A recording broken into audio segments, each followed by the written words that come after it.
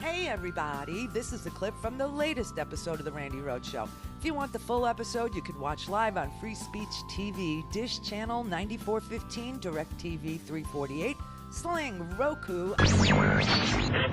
Mary had a little man.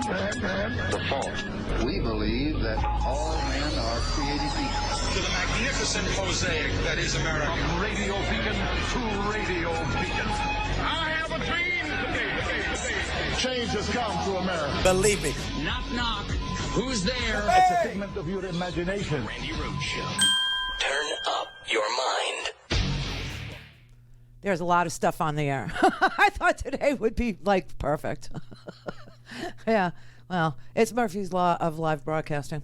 All right, this is Eric Swalwell questioning the villain, Bill Barr. Mr. Barr, have you ever intervened other than to help the president's friend get a reduced prison sentence for any other case where a prosecutor had filed a sentencing recommendation with the court?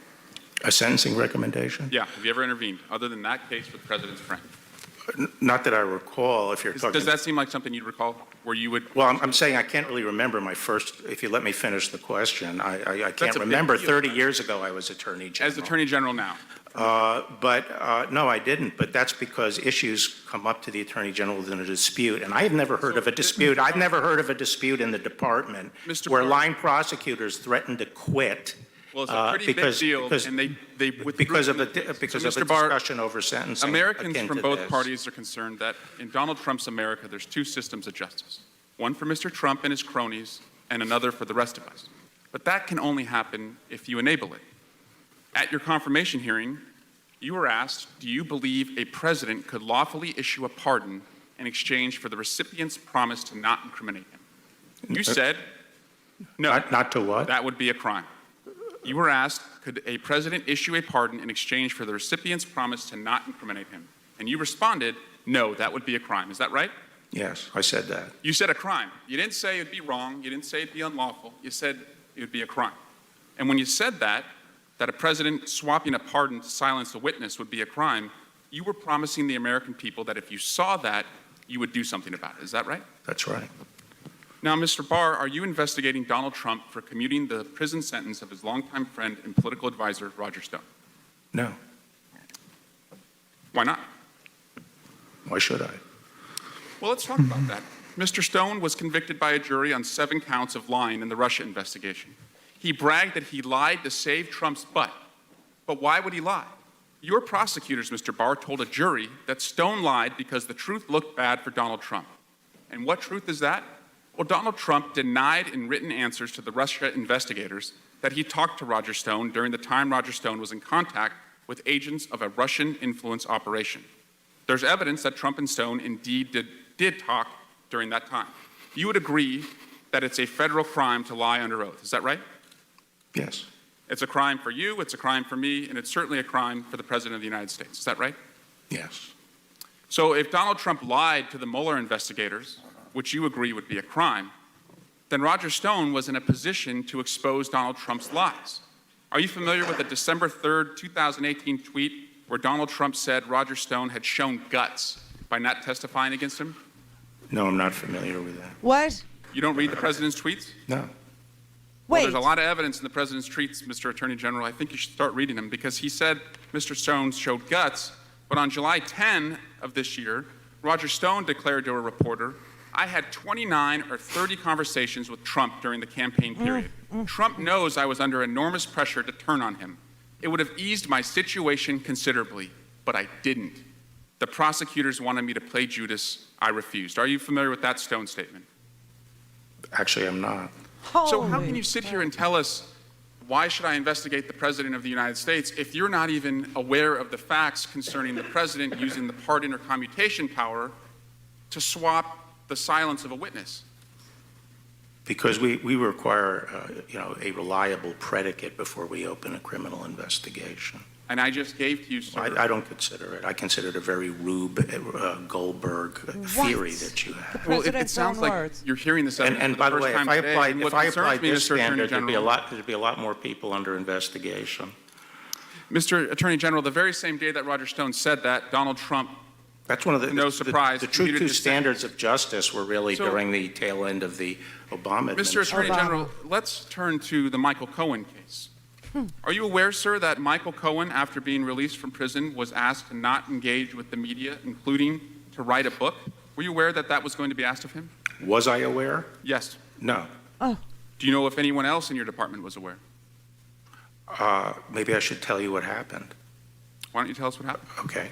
He was furloughed from the Bureau of Prisons. No. Why don't you tell us why he was asked to I will sign tell an you, agreement not because something that people don't seem to understand is that his home confinement was not being supervised by the Bureau of Prisons. Now, the Bureau of Prisons- It was being supervised by the probation office, which is part of the U.S. court system. And Are it was you the aware- U.S. court system that had the requirements about And not yes, writing. that U.S. court system called your actions Right. retaliatory. Do you agree with that? No, so all I know is what has been said in court before the judge and in the record, Mr. which Barr- is that the individual was then called by the U.S. court system saying that this guy Cohen is uncooperative, he's not agreeing to the conditions.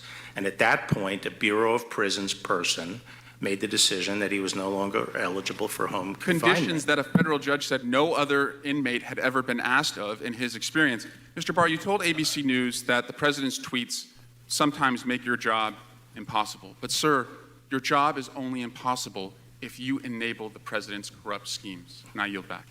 Okay, so let me just say that this is incredible. Bill Barr, who has said on national television that the president's tweets make his job nearly impossible, just said under oath to Eric Swalwell that he doesn't read the president's tweets. And when Eric Swalwell pointed out that the president's Twitter feed is full of evidence that the president intervenes in the administration of justice for his friends, like Paul Manafort, like Roger Stone, like Michael Flynn, Bill Barr claims he's unaware that that Twitter feed would show him that the president is making promises in exchange for non-cooperation agreements from people like Paul Manafort, like Roger Stone, like Michael Flynn. This is unbelievable because you cannot believe it. That's why it's unbelievable. He is lying under oath, and I'm telling you, this is the most lame excuse for an attorney general who's supposed to be our lawyer, and obviously he is Donald Trump's lawyer.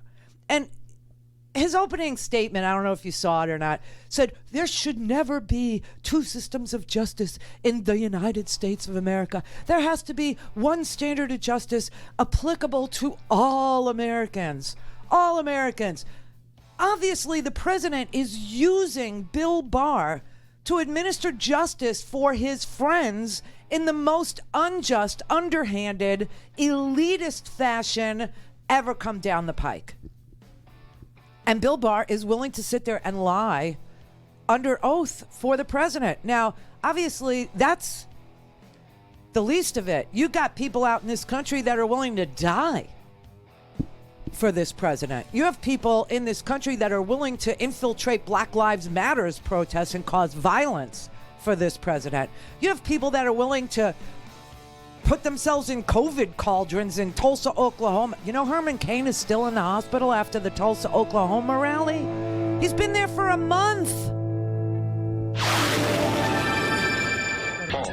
We believe that all men are created equal. To the magnificent mosaic that is America. Radio